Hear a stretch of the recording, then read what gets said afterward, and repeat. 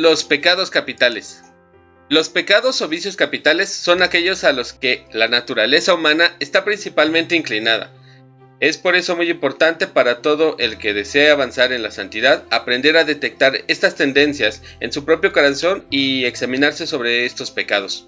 A mediados del siglo IV después de Cristo nació San Juan Cassiano, monje piadoso que se dio a la tarea de elaborar una lista de los vicios y pecados que ponían en peligro la vida espiritual de sus hermanos ascetas. San Cassiano se hizo el propósito de que dicha lista no fuera tan grande, sino que cada una de las malas acciones ahí definidas fuera la causa y el origen de las demás. Después de un tiempo logró encontrar estas 8, que fueron soberbia, avaricia, lujuria, ira, envidia, gula, pereza y tristeza. A estas acciones se les llamaron capitales. De acuerdo con el Catecismo de la Iglesia Católica, el término nos refiere a la magnitud del pecado, también porque dan origen a muchos otros pecados. En principio eran 8, pero el Papa Gregorio Magno consideró que la tristeza, después de todo, no era un pecado tan capital, y de esta manera se igualó con el número de los sacramentos. ¿Y cuáles son estos? Diversos expertos explican las consecuencias de permitir que los pecados capitales dominen la vida del cristiano, pero también la manera de combatirlos, si de verdad se quiere avanzar hacia una verdadera santidad. El primero de ellos es la soberbia. El Padre Jesús Pliego asegura que la soberbia es una concepción exaltada de la propia persona, una actitud engañosa con la que el individuo intenta hacer alarde de superioridad, la misma que usó el demonio en el desierto para tentar a Jesús con la promesa de darle todos los reinos del mundo, cuando ninguno de ellos le pertenecía.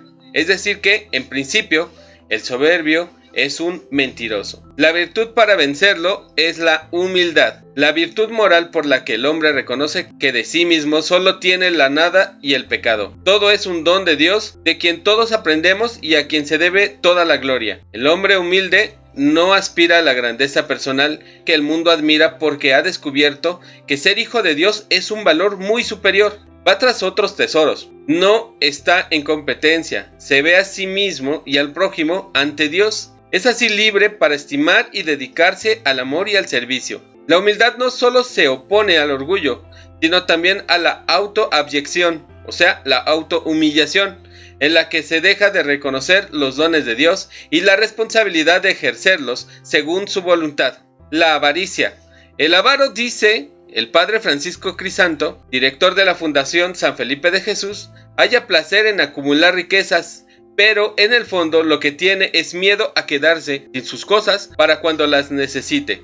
Quiere asegurar su bienestar para no depender de nada ni de nadie, es decir, tiene un impulso contrario a la fe. Según el Catecismo de la Iglesia Católica, es una inclinación o un deseo desordenado de placeres o de posesiones. Está prohibido por el 9º y 10º mandamiento. La virtud para vencerlo es la generosidad, dar con gusto de lo propio a los pobres y los que lo necesiten. Envidia. De los 7 pecados capitales, la envidia es un caso particular, pues no se sacia con la consecución de un placer, sino cuando otro pierde un bien. Cada pecado busca un móvil, un placer o una ventaja. En cambio, la envidia no persigue estrictamente ningún bien aparente o real. Al contrario, la envidia es un sentimiento de dolor por el bien ajeno. Por lo tanto, es rencor o tristeza por la buena fortuna de alguien, junto con el deseo desordenado de poseerla, y se opone al 10º mandamiento.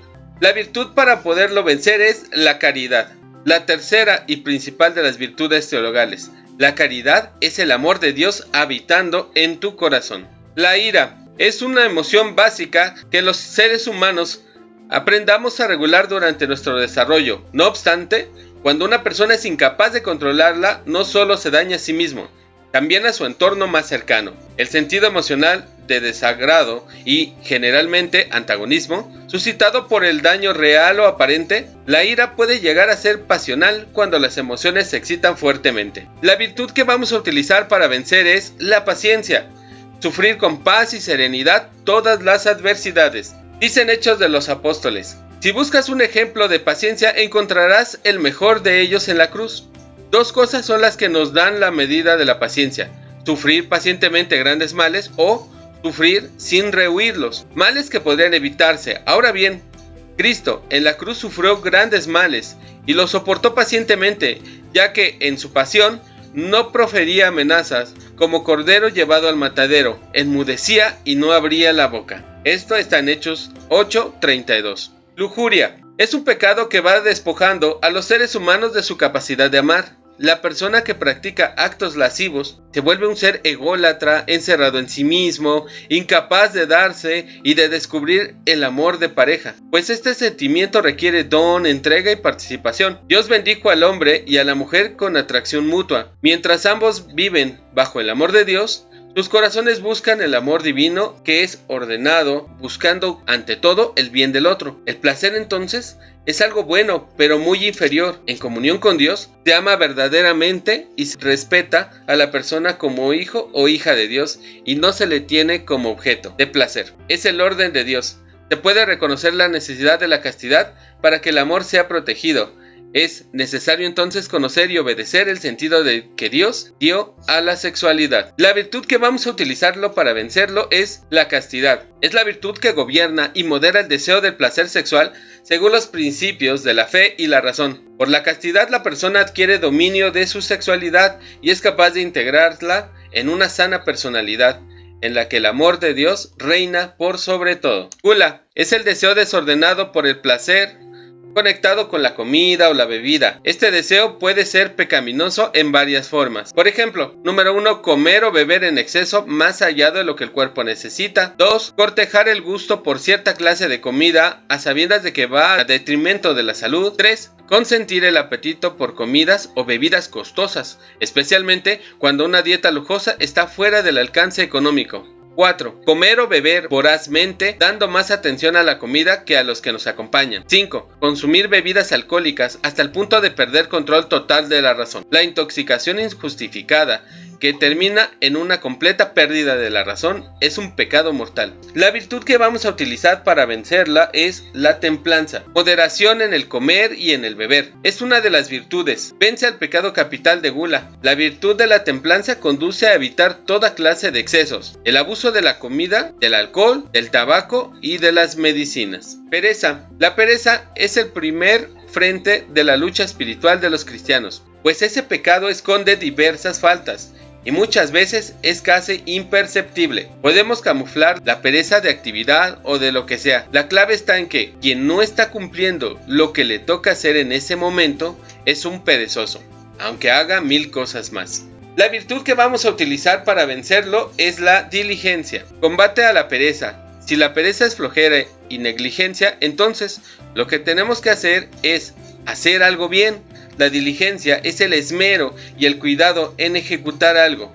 Es prontitud de hacer algo con gran agilidad, tanto interior como exterior. Como todas las demás virtudes, se tiene que trabajar con diligencia, demostrando entusiasmo en las acciones que se hacen con otras personas o cumplir las metas que uno se pone a tiempo. La reflexión que les dejo es: ahora que ya sabemos de los pecados capitales, que son una fuente de la cual se alimentan más pecados, debemos de comprender que cada uno de ellos provoca un daño en mi vida y en mi persona que dejará secuelas de dolor y tristeza. Piénsenlo así: ¿con cuál de estos pecados me genera más problemas? Soy consciente de que ahora sé cómo luchar contra él para ser una persona más plena y feliz. ¿Soy consciente de que ahora sé cómo luchar contra él para ser una persona más plena y feliz?